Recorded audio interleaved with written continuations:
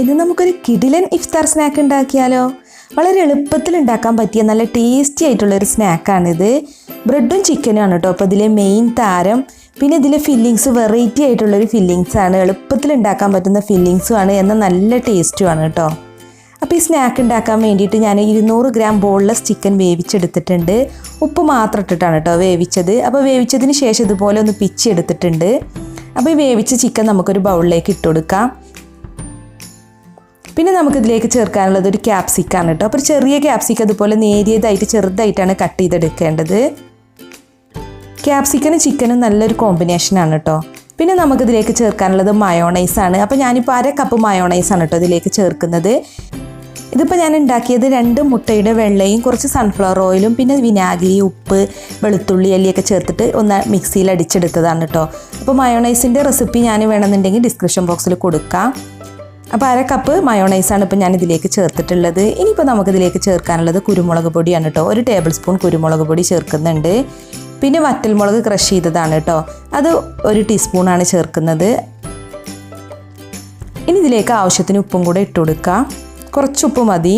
എന്നിട്ട് ഇത് നല്ല പോലെ ഒന്ന് മിക്സ് ചെയ്യുക. അപ്പോൾ ഇത്രയേ ഉള്ളൂ കേട്ടോ, നമ്മുടെ ഫില്ലിങ്സ് ഇവിടെ റെഡി ആയിട്ടുണ്ട്.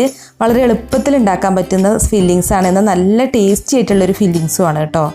അപ്പോൾ ഇനി നമുക്കിത് റെഡിയാക്കി എടുക്കാൻ വേണ്ടത് ബ്രെഡാണ് കേട്ടോ. അപ്പോൾ ഞാനിവിടെ കുറച്ച് ബ്രെഡ് എടുത്ത് വെച്ചിട്ടുണ്ട്. അപ്പോൾ ഈ ബ്രെഡിൻ്റെ അരികുവശമൊക്കെ ഒന്ന് കട്ട് ചെയ്ത് മാറ്റണം. അപ്പോൾ നമ്മൾ ഫ്രഷ് ആയിട്ടുള്ള ബ്രെഡ് എടുക്കാൻ നോക്കട്ടോ, എന്നാലാണ് നമുക്ക് നല്ല പോലെ ഇത് ഒന്ന് കവർ ചെയ്തെടുക്കാൻ പറ്റുക. അപ്പോൾ സൈഡ് കളഞ്ഞെടുത്തിട്ടുണ്ട് ബ്രെഡൊക്കെ. ഇനി അത് വെള്ളത്തിലൊന്ന് മുക്കിയതിന് ശേഷം അതിലെ വെള്ളം ഒന്ന് പിഴിഞ്ഞ് കളയണം കേട്ടോ. അപ്പോൾ ജസ്റ്റ് കയ്യിൽ വെച്ച് ഇങ്ങനെ 2-3 പ്രാവശ്യം ഒന്ന് പ്രസ് ചെയ്താൽ മതി, പതുക്കെ പ്രസ് ചെയ്താൽ മതി കേട്ടോ, അല്ലെങ്കിൽ ബ്രെഡ് പൊട്ടിപ്പോകാനൊക്കെ സാധ്യതയുണ്ട്.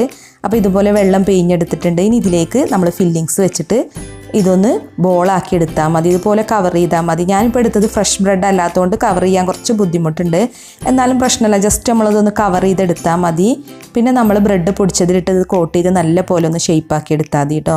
അപ്പോൾ നല്ലൊരു ബോളിൻ്റെ ഷേപ്പിൽ ഇതുപോലെ ആക്കിയെടുക്കുക. അപ്പോൾ എല്ലാം ഞാനിപ്പോൾ ഇതുപോലെ ചെയ്തെടുത്തിട്ടുണ്ട് കേട്ടോ. ഇനിയിപ്പോൾ നമ്മൾ എന്താ ചെയ്യേണ്ടതെന്ന് വെച്ചാൽ നമ്മൾ കട്ട് ചെയ്ത് മാറ്റിയ ബ്രെഡിൻ്റെ സൈഡ്സൊക്കെ ഉണ്ടല്ലോ, അത് ഞാൻ മിക്സിയിലിട്ട് പൊടിച്ചെടുത്തിട്ടുണ്ട്. അപ്പോൾ ഇതിലാണ് നമ്മൾ ഇനി ഇതൊന്ന് കോട്ട് ചെയ്തെടുക്കുന്നത്. അപ്പോൾ നമ്മൾ ഉണ്ടാക്കി വെച്ചിട്ടുള്ള ബോൾ ഈ ബ്രെഡ് പൊടിച്ചതിലിട്ട് നല്ല പോലെ ഒന്ന് ഷേപ്പാക്കി എടുക്കുക. നല്ല പോലെ കോട്ട് ചെയ്യുന്നതിന് ശേഷം നമ്മളിങ്ങനെ ഒന്നും കൂടി കയ്യിൽ വെച്ചിട്ട് ഉരുട്ടിയാൽ മതി. അപ്പോൾ നല്ല ഷേപ്പിൽ കിട്ടുകയും ചെയ്യും. നമ്മുടെ ഫില്ലിങ്സ് ഒന്നും ഫ്രൈ ചെയ്യുമ്പോൾ പുറത്തേക്കൊന്നും പോരില്ല, നല്ല ഷേപ്പിൽ കിട്ടും കേട്ടോ. അപ്പോൾ എല്ലാം ഞാനിപ്പോൾ ഇതുപോലെ ചെയ്തെടുത്തിട്ടുണ്ട്. ഇനിയിപ്പോൾ ഇതൊന്ന് ഫ്രൈ ചെയ്താൽ മാത്രം മതി കേട്ടോ. അപ്പോൾ നല്ല ചൂടായ എണ്ണയിലോട്ടിട്ട് വേണം ഫ്രൈ ചെയ്യാൻ. പിന്നെ ഹൈ ഫ്ലെയിമിൽ ഇട്ടാണ് കേട്ടോ അത് ഫ്രൈ ചെയ്യേണ്ടത്.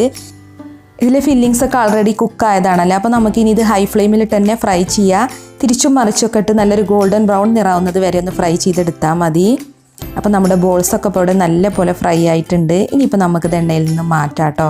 എന്നിട്ട് ബാക്കിയുള്ളതും ഇതുപോലെ തന്നെ ഫ്രൈ ചെയ്യാം. അപ്പോൾ ഇത്രയേ ഉള്ളൂ, നമ്മുടെ ബ്രെഡ് മയോ ചിക്കൻ ബോൾ ഇവിടെ റെഡി ആയിട്ടുണ്ട്. മയോണൈസൊക്കെ ചേർത്ത ഫില്ലിങ്സ് ആയതുകൊണ്ട് തന്നെ നല്ല ടേസ്റ്റാണ് കേട്ടോ.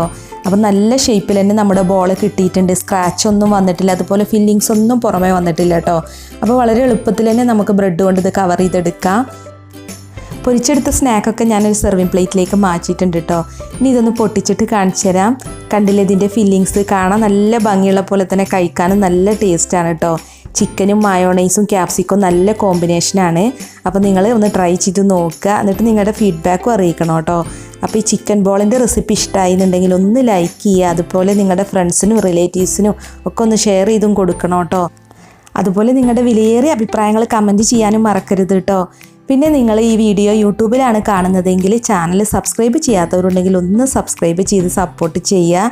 ഇനിയിപ്പോൾ നിങ്ങൾ ഈ വീഡിയോ ഫേസ്ബുക്ക് പേജിലാണ് കാണുന്നതെങ്കിൽ പേജ് ഫോളോ ചെയ്യാത്തവർ പേജ് ഒന്ന് ഫോളോ ചെയ്യുക. അതുപോലെ ഒന്ന് ലൈക്ക് ചെയ്ത് സപ്പോർട്ട് ചെയ്യുക കേട്ടോ.